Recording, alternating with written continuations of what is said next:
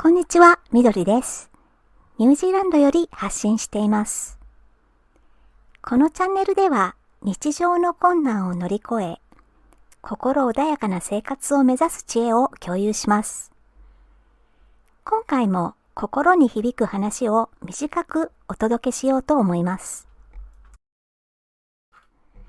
今日は多忙で時間のない人が無理なく楽にエネルギー充電する方法というタイトルでお話ししてみます。疲れているけれども、やらなければならない仕事が多すぎて、ゆっくりと休むことができない。日本では残業するのが普通で、長時間労働の傾向が強いので、こんな悩みを持つ人が多いのではないでしょうか。今回は多忙で時間のない人でも無理なくできるエネルギーの充電方法を紹介します。結論から先に言えば、その方法というのは隙間時間に空白を味わうことです。いくら忙しいと言っても、隙間時間は誰にでもあるでしょう。電車に乗っている時間、電車やバスを待っている時間、レストランで注文した食事が運ばれてくるまでの時間、買い物して会計の列で待つ時間などなど、日常を振り返れば小さな隙間時間はたくさんあります。そんな隙間時間がもったいないから、隙間時間にスマホで SNS を見たり、ネットサーフィンをしたり、メールを返信したり、本を読んだり、何らかのことをして隙間時間を埋めようとする人も多いです。もちろんエネルギーがあるときには隙間時間を有効活用するのは有意義なことです。しかし疲れてエネルギーが低いときには下手に隙間時間を埋めようとしない方がいいです。隙間時間を埋めてしまうことでいつも何かに追われている感覚になり、心にゆとりがなくなるからです。その代わりに全く何もやらない空白時間を味わうんです。ただぼーっとしている時間をあえて作ってみることです。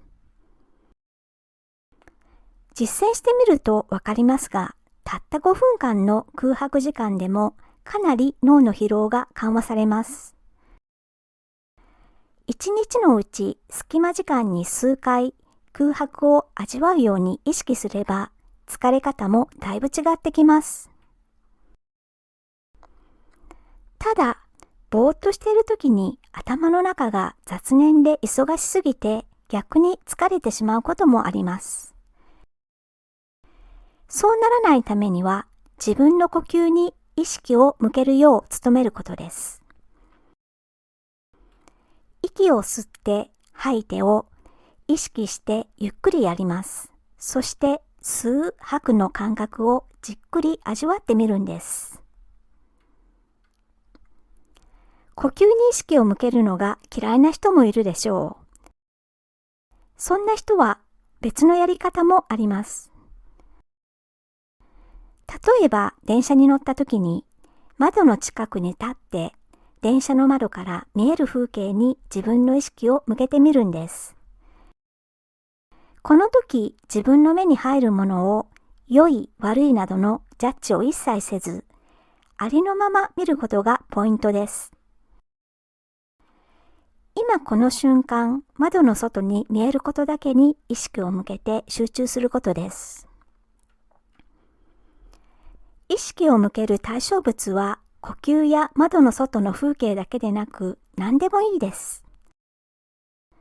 自分の五感で感じることができるすべてのものが意識を向ける対象物になり得ます。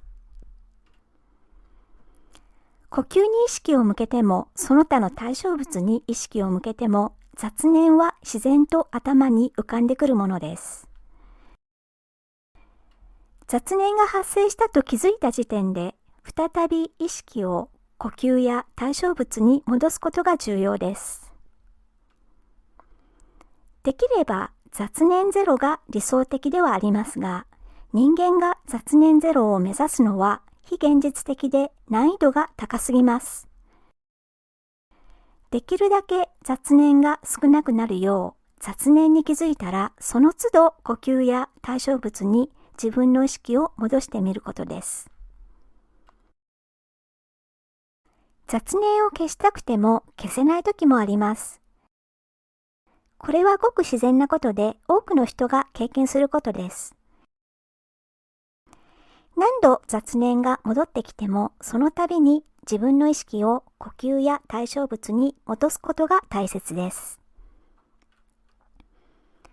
最初のうちには慣れなくて空白を味わうことが難しいと感じる人もいるでしょう。でも1日1回でも毎日空白を味わう練習をするうちに徐々にできるようになります。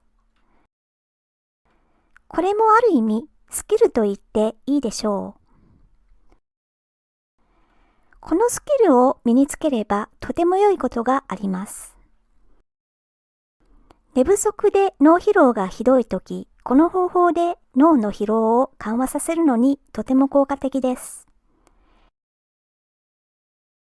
また何か集中したいけれど他のことが頭にあるとき、このスキルがあれば楽に集中すべきことに集中できるようになります。私も数年前、マインドフルネス実践にこの方法を毎日練習した時期がありました。練習する前には、たった5分でそんなに効果があるものかと疑う気持ちが強かったです。でも実際にやってみてかなり効果があると実感できました。いつでもどこでも簡単にできる方法です。しかも効果は抜群です。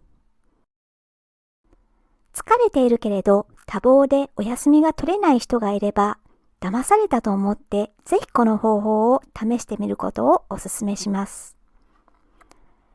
ということで今回は多忙で時間のない人が無理なく楽にエネルギー充電する方法というタイトルでお話ししてみました。